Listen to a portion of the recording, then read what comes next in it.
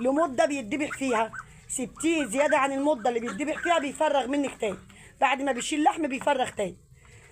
لكن المسكوفي حلاوته بقى هو والبلد السوداني بتاعنا الحر بتسيبيه، بس انت لو عايزه تذبحي من عمر 4 شهور سبتيه بيشيل وزن بيتقل اكتر واكتر، ما بيفرغش زي بقيه البط اللي انا قلت على اسمائه دلوقتي او على انواعه دلوقتي.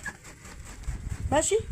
المهم احنا حطينا لهم زي ما انتم شفتوا كل حاجه قدامكم، الخلطه بتاعتهم اهي بسم الله ما شاء الله ممتازه جدا جدا. وادي الميه اهي. صلوا على رسول الله حبيبنا وشفيعنا محمد صلى الله عليه وسلم. وهنكمل الفيديو هناك عند الفراخ البلدي ونحط الجردل اللي فيه الاكل، واحنا برضو هوريكم الخلطه انا ركنتها. هي كده كده مش هتخسر يا جماعه، حط اكل البيت مش هتخسر، والعصر هنحطها يعني مش هتخسر. بصوا بقى البط بيخرج جعان ما بخرجوش على السطح الا لما بخش الاول للفراخ البلدي عفوا البيضه. ما بخرجش البط خالص الا لما بخش للفراخ البيضه واخلص عند الفراخ البيضه واظبط الدنيا عندهم واقفل، وبعد كده